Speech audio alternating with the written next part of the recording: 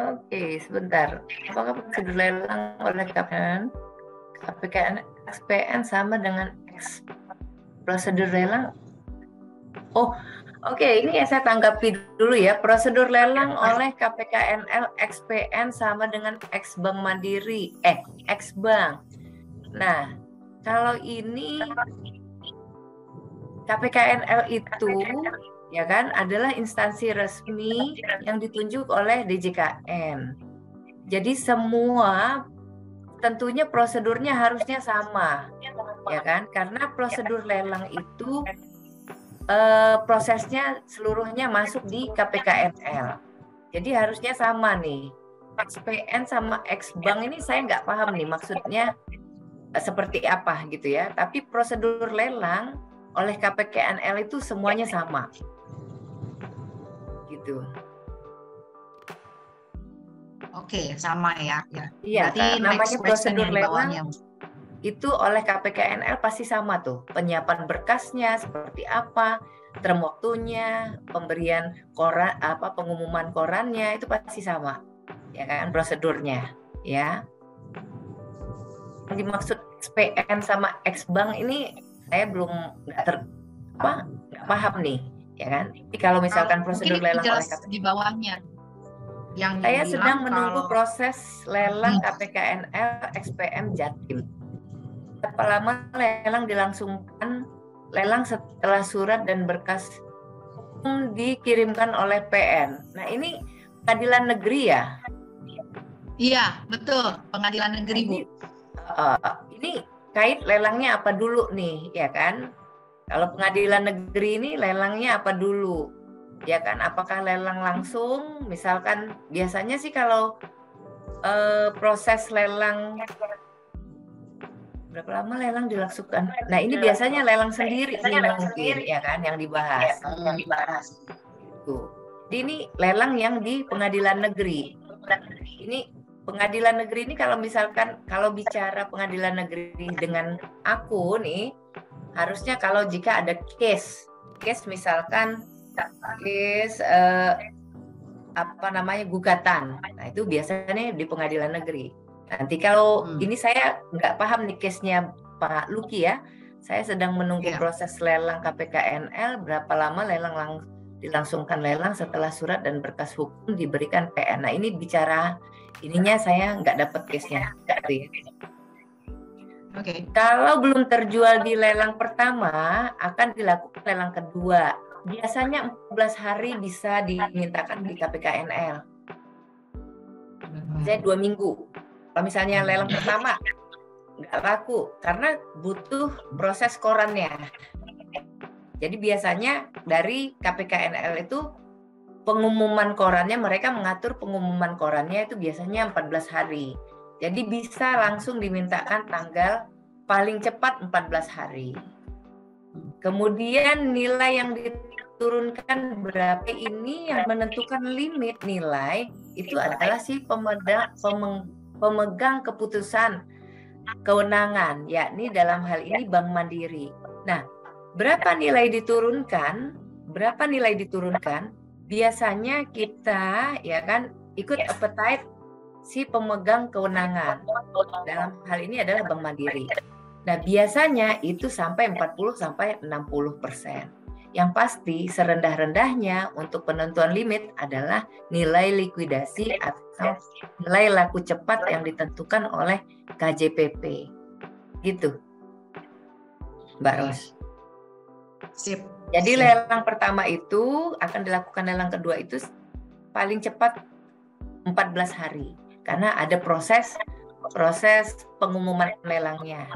Nah, terus kemudian nilainya diturunkan kalau Bank Mandiri biasanya sih 40-60. Tapi kita lihat dasarnya adalah nilai likuidasi, nilai laku cepat yang diberikan oleh sesuai dengan penilaian KJPP independen kita. Gitu ya. Itu sih dari aku, Mbak Ros. Maksudnya turunnya bisa 40-60%, Bu, tadi, sorry. Iya. Jadi gini, dari lelang pertama ke lelang 2. Bisa jadi sesuai dengan Likuidasi. apa namanya, Apa? hasil penilaian dari KJPP independen yang kami tunjuk, gitu. Jadi misalkan gitu ya, kita menunjuk KJPP misalkan Toto gitu. Nah biasanya dari mereka misalnya 1 miliar. Nah mereka misalkan nilai likuidasinya memberikan 400 gitu ya. Nah itu bisa kita sesuai asal penilaian itu dikeluarkan oleh KJPP independen. Gitu. Tapi setiap bank itu punya appetite masing-masing. Ada yang dia dari 1 miliar dia mau ambil nilai tengah dulu 400 tambah 1 miliar 1,4 bagi 2 misalkan berapa. Nah, dia mau ambil tengahnya dulu 800. Gitu. Misalkan 700 baru tuh nanti nilai likuidasi. Biasanya sih sekitar asumsi 30 sampai 60 tuh bisa terjadi. Gitu. Oke, Bu. Lanjut dari Pak Agus. Wah, ini co-host saja bertanya ini, luar biasa loh. Oke, selamat pagi. Untuk barang yang dilelang, apakah peserta lelang bisa melihat dulu kopi dokumen seperti kopi sertifikat PBB dari unit yang dilelang? Dan langsung pertanyaan keduanya, untuk program kerjasama dengan broker dikirim ke alamat email apa, Ibu Cantik? Oke, nanti kalau untuk join sama broker ya, nanti ada tim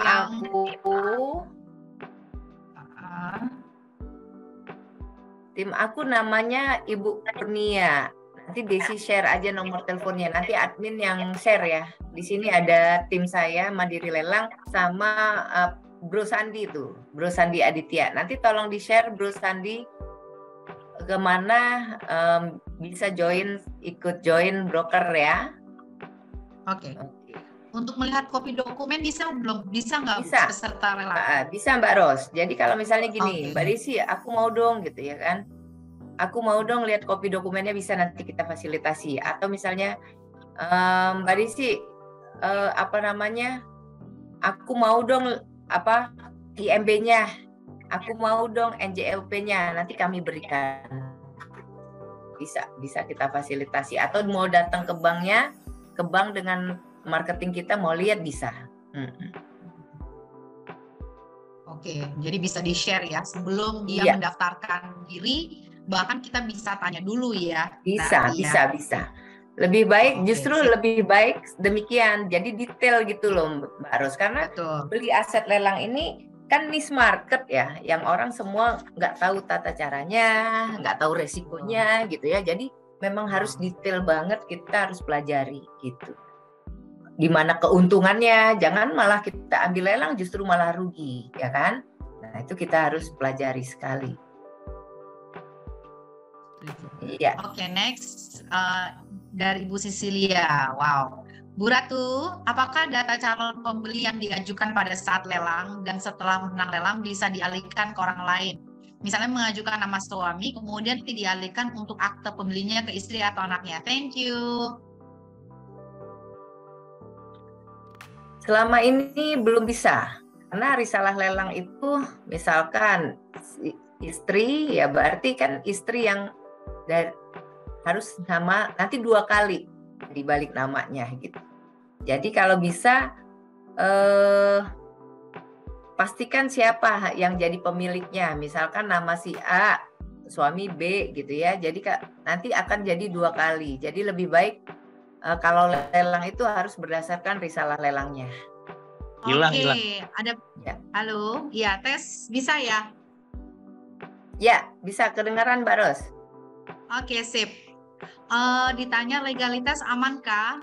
Lihat di manakah lelangnya? Kemudian adakah mafia lelang? Wow. Mafia lelang itu yang seperti apa nih maksudnya, Mbak Ros?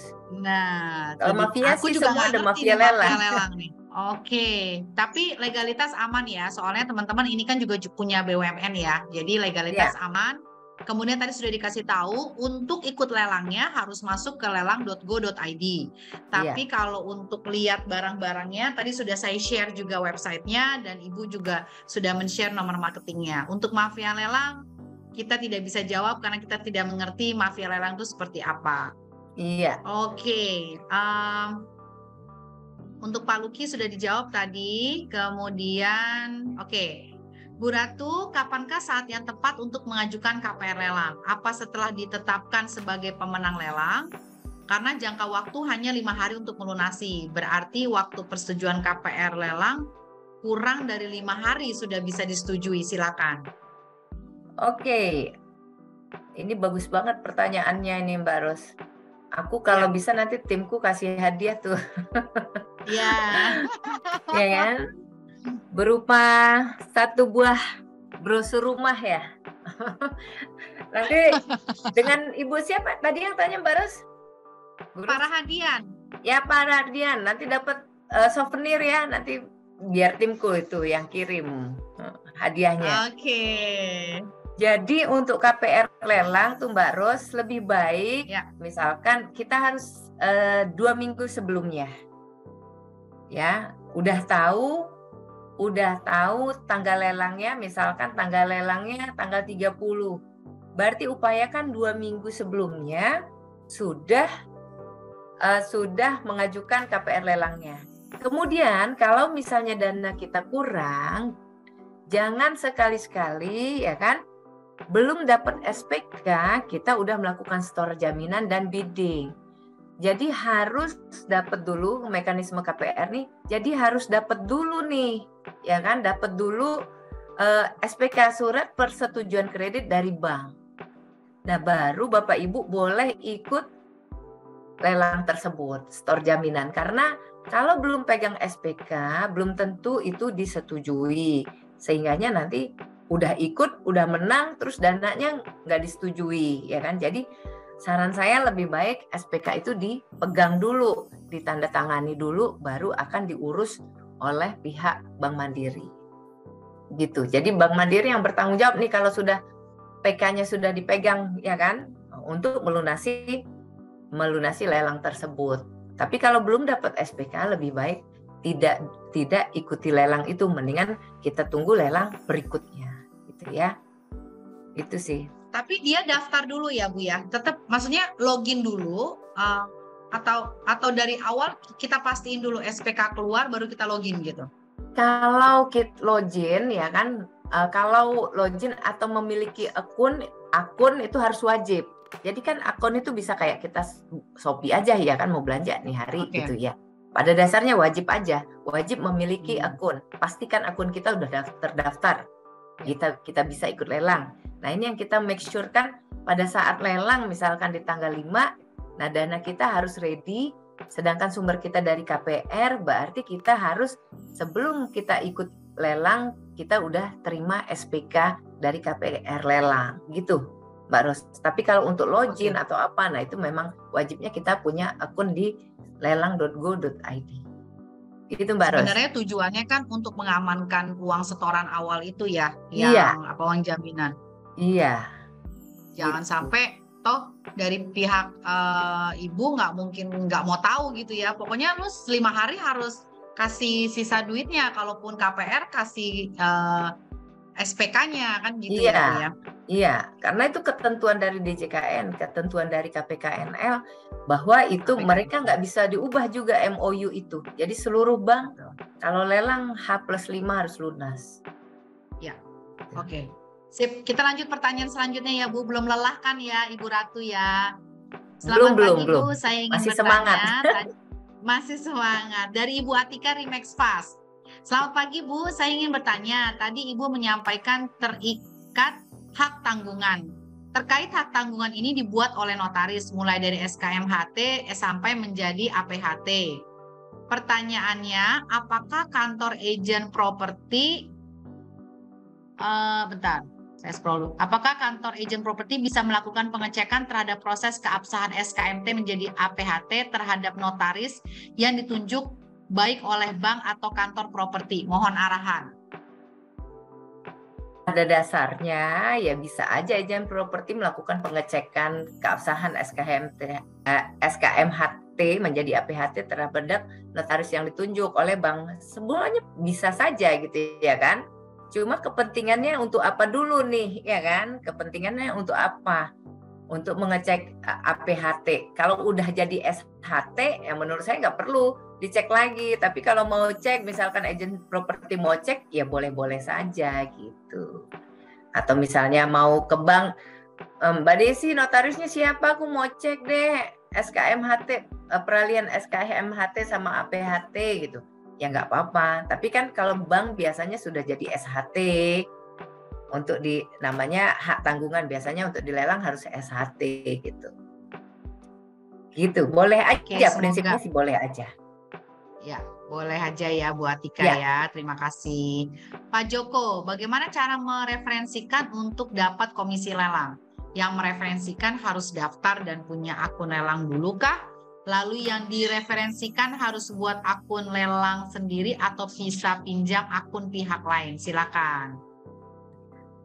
Jadi gini, komisi lelang adalah ya kan, komisi lelang adalah reward buat untuk yang mereferalkan investor lelang jika laku lelang. Jadi yang mereferensikan apakah harus punya akun lelang dulu? Tentu tidak. Ya kan? Tidak perlu, kecuali kalau misalkan yang mereferensikan itu mau ikut lelang.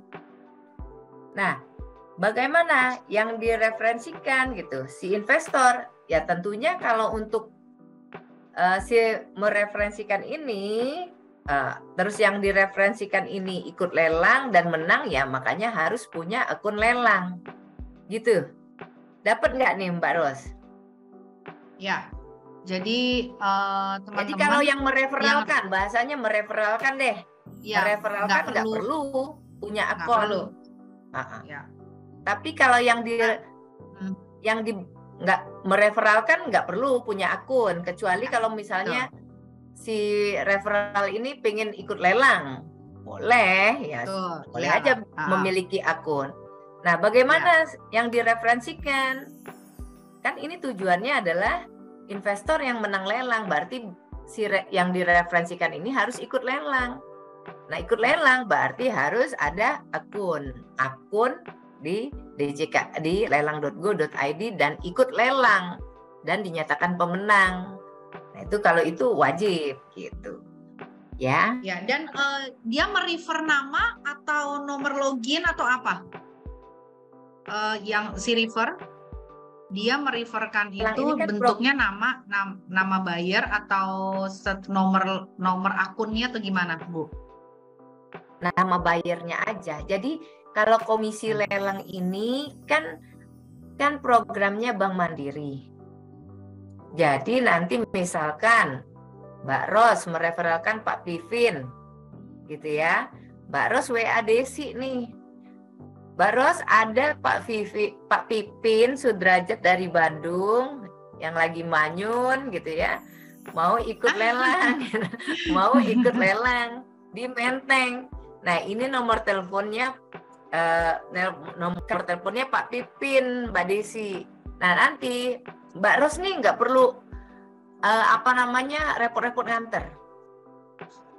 Tapi hanya kasih nomor teleponnya Pak Pipin ke aku. Nanti aku yang follow up sampai Pak Pipin kira-kira masih mau nggak ikut lelang.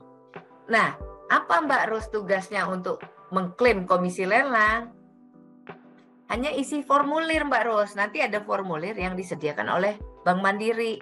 Nah, nanti tanda tangan Pak Pipin, betul Pak Pipin direferalkan oleh Mbak Ros. Gitu aja sih sebenarnya. Nah, kalau Pak Pipin menang, berarti nanti ada semacam kayak dokumen yang harus ditandatangani Pak Pipin bahwa betul referalnya Mbak Ros, baru dasar dokumen itu kita klaimkan bahwa dapat ini Mbak Ros mereferalkan deh Pak Pipin untuk ikut lelang, gitu. Dengan syarat Pak Pipin menang lelang. Betul, setuju. Gitu. Oke, bertanya kembali nih, ada Bu Ros dan Bu Desi, maaf izin bertanya. Jika KPR lelang, tim appraisal Bank Mandiri dilarang masuk kunjungan ke rumah lelang dihalangi debitur, bagaimana prosesnya agar dapat disurvei oleh tim appraisal bank? Oke, ini pertanyaannya dari siapa? Dari Pak Adi. Pak Adi. Ya. Aku mau baca lagi yang mana, Mbak? Oke, ini dia ya. Dari yang 10.59 waktunya. Jika KPR lelang, tim appraisal Bank Mandiri dilarang masuk. Tim appraisal Bank Mandiri dilarang masuk. Ini dari JPP ya? Pak Adi ya, mungkin maksudnya appraisalnya dari KJPP Bank Mandiri berarti kan? Dari KJPP tadi ya yang dari jadi Bank gini, Mandirinya kan? Mbak Ros, KPR lelang, KPR lelang itu sebenarnya sudah tidak disurvei lagi, tidak diappraisal lagi. Karena appraisal itu sudah kami sediakan di sini. Gitu ya. Jadi kalau misalnya Mbak Ros, Mbak Desi, aku mau KPR lelang. Nah, kemudian ya udah siapkan dokumennya. Nah, appraisalnya dari mana? Dari saya. Jadi udah nggak perlu lagi nih dilakukan appraisal ulang karena Bank Mandiri udah siapin ini, gitu ya. Itu untuk misalnya teman-teman yang mau ngambil KPR lelang. Jadi nggak perlu khawatir, misalkan mau survei lagi, nilai lagi karena udah ada penilaian dari Bank Mandiri. Nah, kalau melihat case pertanyaannya Pak Adi, jika KPR lelang tim appraisal Bank Mandiri dilarang masuk, dihalangi debitur, bagaimana prosesnya agar dapat disurvei untuk appraisal bank? Nah, ini sebenarnya gini, pada saat kami ya kan sebelum melakukan penilaian, sebelum lelang ini kan melakukan penilaian. Kalau nggak bisa masuk, ya kan biasanya kita pakai appraisal sebelumnya. Ya kan? Jadi kan pada saat waktu kredit awal macet, ya. Iya. Atau yang terakhir deh. Misalkan sebelumnya nggak bisa, pokoknya dari awal. Misalnya ini tahun 2000 kan appraisal dilakukan satu tahun sekali. Nah, misalnya 2000 udah habis di tahun 2023, berarti kan kita harus lihat appraisal sebelumnya. Appraisal sebelumnya kan pasti udah pernah didatangin. Nah, itu kita ngacu di appraisal sebelumnya. Kemudian kita lihat apakah ada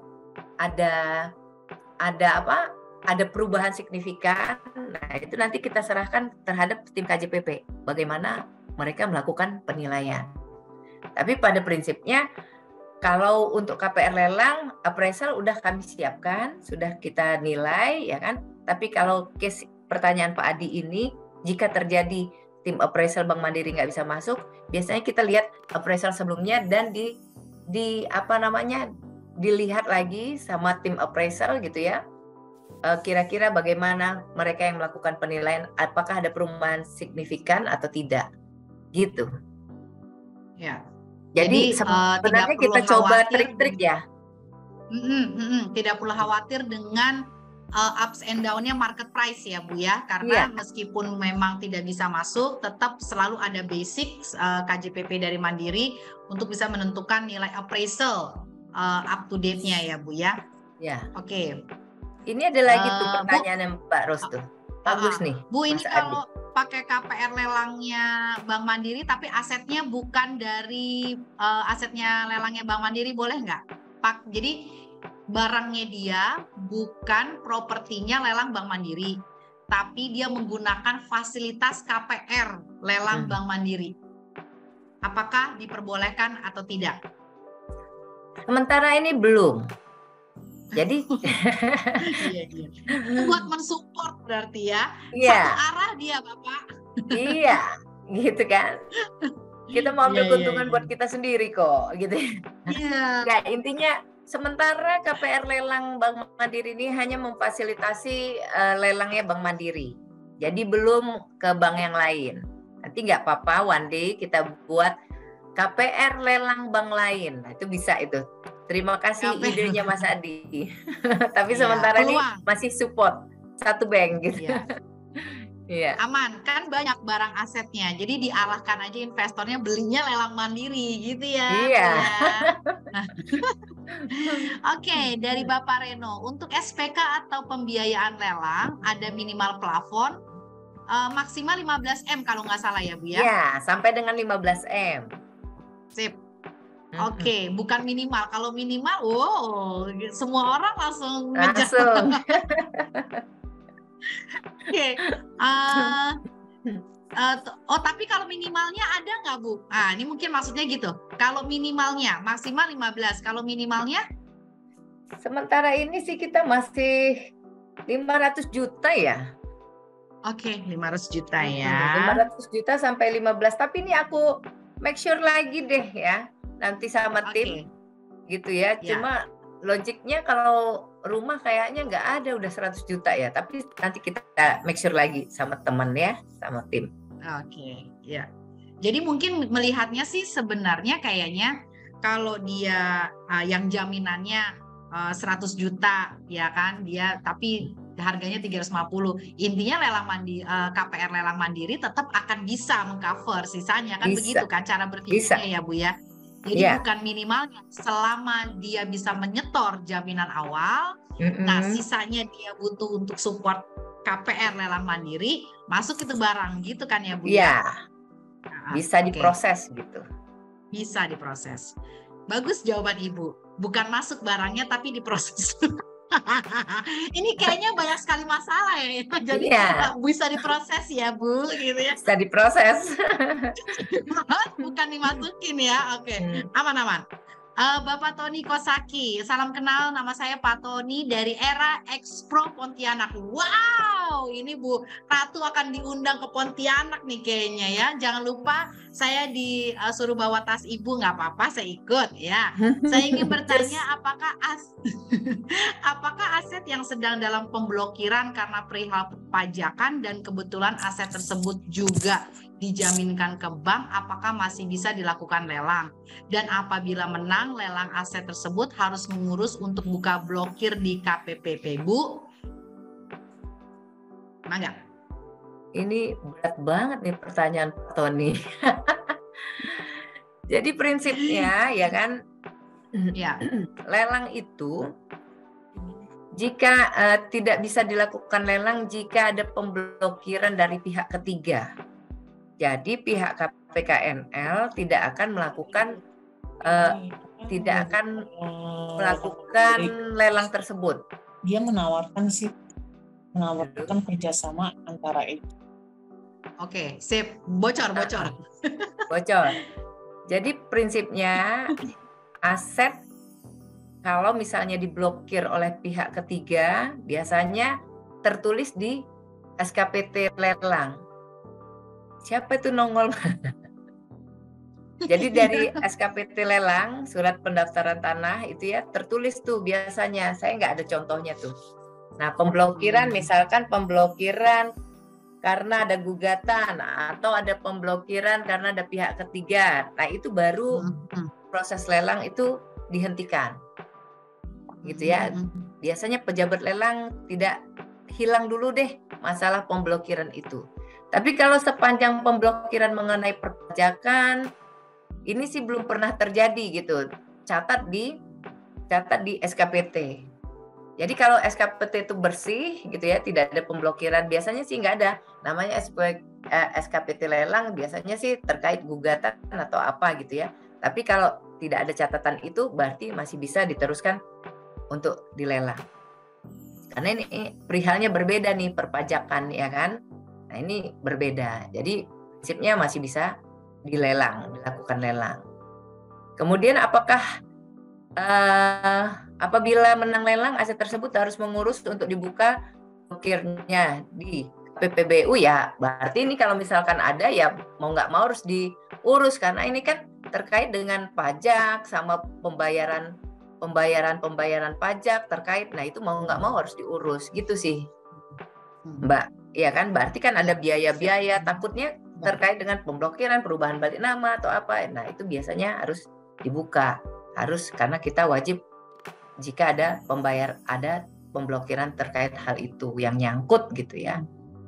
Gitu. Tapi dan prinsipnya kalau di lelang pemblokiran yang berpengaruh untuk lelang tidak terus dijalankan itu hanya ada gugatan atau pihak ketiga atau apa. Tapi kalau pemblokiran pajak biasanya nggak terstate di situ di SKPT. Jadi PL pejabat lelang itu mengacunya pada SKPT pendaftaran tanah khususnya untuk lelang biasanya mengenai pemblokiran terkait dengan gugatan.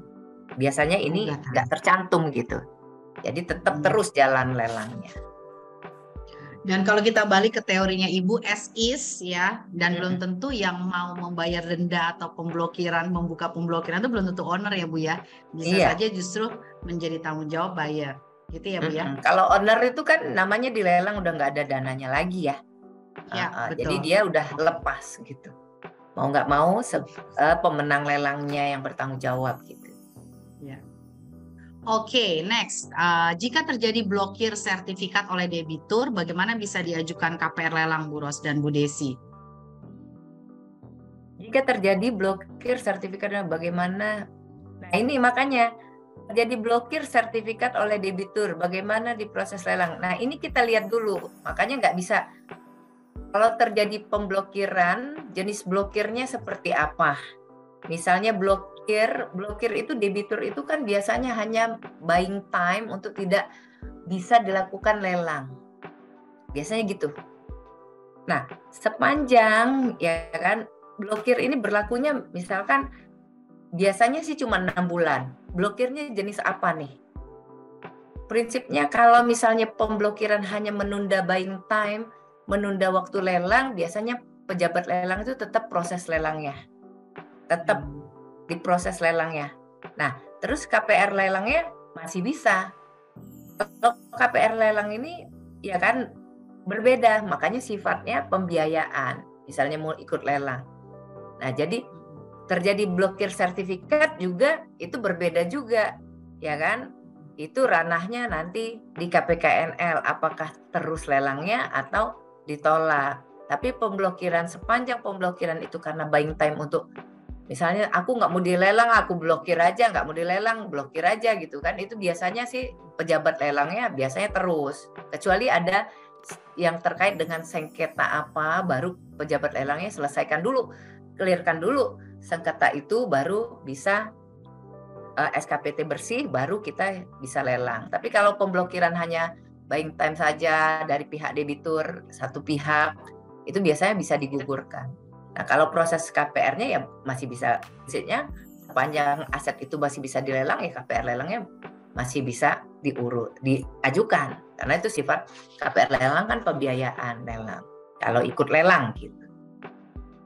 Bisa, prinsipnya bisa. Clear ya Bu ya. Oke, selamat siang Bu Ratu Lelang. Mau tanya syarat untuk mengikuti dan jika barangnya dari bank lain berarti tidak bisa. Oke, ini lelang mandiri, berarti memang aset mandiri ya Bu. Aku bantu jawab. Dan untuk syaratnya setelah masuk ke lelang.go.id nanti semua syaratnya ada di situ ya Bu ya. Iya. Apa aja tuh Bu kira-kira ya? Dikasih bocoran nih Bu. Jadi syarat apa aja, yang pasti kita harus daftar akun lelang.go.id.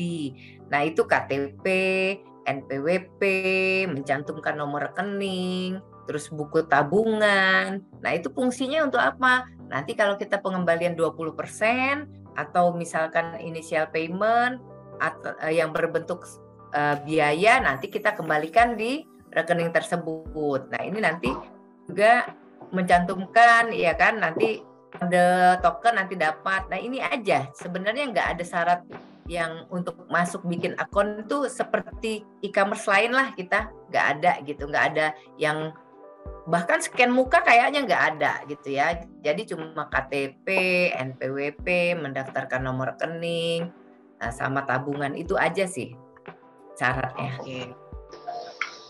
Oke, ini kayaknya pertanyaan terakhir karena kita waktunya sudah limit ya Bu, sudah hampir 1,5 jam. Selamat siang Ibu Ratu, dari Andi Rimex. Jika sudah menang lelang, tapi tiba-tiba ada gugatan dari ahli waris atau pihak ketiga, bagaimana mengatasinya? Apakah masih menjadi tanggung jawab Bank Mandiri atau pemenang lelang? Pemenang lelang pastinya, karena SIS. Iya benar. Jadi gini, ya. Udah dijawab sama Mbak Ros, pastinya gitu ya. Tapi ya kan jangan khawatir, Bank Mandiri itu pasti akan jadi gugatan pertama kok. Jadi yang digugat biasanya kalau ahli waris atau pihak ketiga. Jadi jangan khawatir, sebenarnya bukan pemenang lelangnya. Pasti pemenang lelang itu jadi gugatan kedua lah, atau ketiga atau keempat. Tapi yang pasti mereka untuk ahli warisnya itu pasti menggugatnya ke pihak bank khususnya misalnya Bank Mandiri. Nah, tapi Bank Mandiri ini juga akan mengikuti prosedur yang berlaku gitu ya di pengadilan, diikuti kok, dibantu, disupport seperti apa prosesnya sampai nanti keluar inkrah putusannya seperti apa gitu. Jadi jangan khawatir misalkan apakah Bank Mandiri lepas tanggung jawab, tidak. Pasti di sepanjang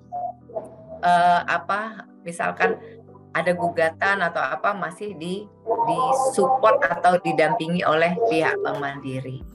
Ini pernah ada case di Bank Mandiri ya, ahli waris. Nah, biasanya mereka menggugat si penjualnya. Penjual itu banknya. Bank, kemudian yang tergugat kedua biasanya adalah si pemenang lelangnya. Nah, tapi itu sepanjang prosedur yang berlaku tidak salah, biasanya Bank Mandiri dan ini investornya akan tetap menang sesuai rule-nya saja. Tapi apakah pernah kalah Mbak Desi gitu? Ya. Pernah nggak ada case bisa dihitung dari misalkan 1000 agunan paling 1 deh gitu ya. Hanya karena sepanjang standar sesuai standar prosedurnya biasanya kita berhasil untuk mengeksekusi tersebut dan tidak ada masalah yang cukup signifikan. Itu aja sih dari aku, Mbak Ros. Oke, mantap sekali Bapak-bapak, Ibu-ibu, keren banget, benar-benar di tengah badai resesi dan masalah perpajakan di Indonesia, tapi kita masih diberikan angin segar bahwa kita bisa membeli aset lelang dan kita bisa juga jadi referral, kita bisa juga jadi buyer, ya nggak sih? Terus kemudian jadi agentnya juga bisa, jangan lupa kerjasama gitu. Jadi thank you banget buat Bu Desi atas waktunya, ya, atas penjelasannya luar biasa. Oke teman-teman, kita foto bareng yuk guys, mau nggak? Mudah-mudahan pada mau. Coba video on dong. Aku dari tadi sendiri doang nih berdua. Ini MC kondangnya Arabi, kecil-kecil, imut-imut, cabai rawit. Baby. Aduh, thank you. Ada Pak Aryo, Harrison, Pak Farhan, abang ganteng. Oke, ada Pak Rahadian, Bu Peggy. Oke, asik-asik semuanya pada nongol. Kita foto bareng ya. Hitungan ketiga. Bebas gayanya, yang penting senyum cantik. Oke, 1, 2, 3, smile. Oke, ini ada beberapa slide ya guys. Jadi tetap smile guys ya. Tidak tahu Mbak Ros, bisa nggak nanti karena saya dari Bank Mandiri pakai live-in, lelang, laku, lunas, lancar, lesti, love gitu. Boleh, tapi itu aku nggak hafal, gimana dong? Boleh gimana? Lelang aja live-in. Ini live-in simbol Bank Mandiri. Oke, pakai live-in. Coba L-nya mana? Yang L-nya keren dapat bingkisan. Enggak ya? Sambil nyetir. Jangan yang nyetir, kasihan atuh Mbak Peggy. Oke, live-in Mandiri. 3, 2, 1, cekrek.